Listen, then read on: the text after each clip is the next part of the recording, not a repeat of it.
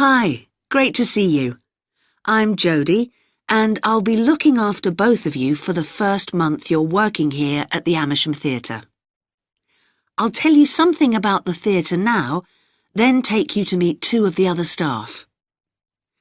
It's an old building, and it's been modernised several times.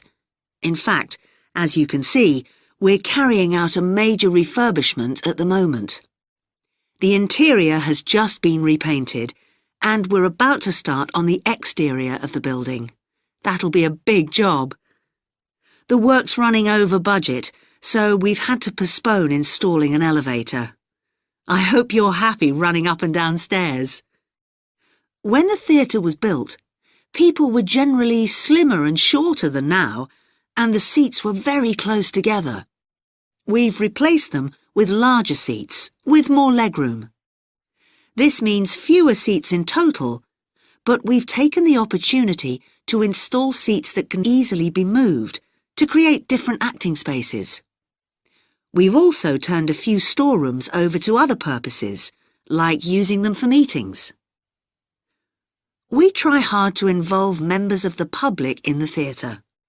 One way is by organising backstage tours, so people can be shown round the building and learn how a theatre operates.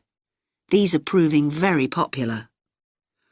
What we're finding is that people want to have lunch or a cup of coffee while they're here, so we're looking into the possibility of opening a cafe in due course.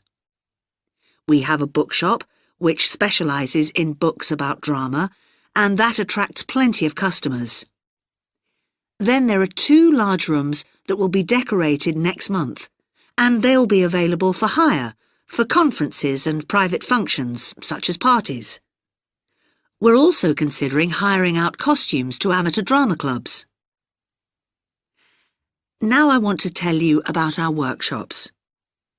We recently started a programme of workshops that anyone can join. Eventually, we intend to run courses in acting, but we're waiting until we've got the right people in place as trainers. That's proving more difficult than we'd expected. There's a big demand to learn about the technical side of putting on a production, and our lighting workshop has already started with great success. We're going to start one on sound next month. A number of people have inquired about workshops on makeup, and that's something we're considering for the future.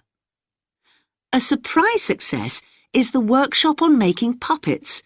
We happen to have someone working here who does it as a hobby, and she offered to run a workshop.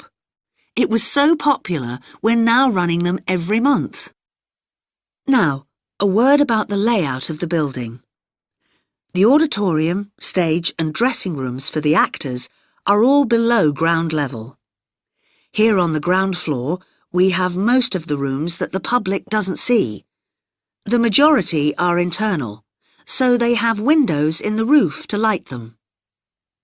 Standing here in the foyer, you're probably wondering why the box office isn't here, where the public would expect to find it. Well, you might have noticed it on your way in. Although it's part of this building, it's next door, with a separate entrance from the road. For the theatre manager's office, you go across the foyer and through the double doors.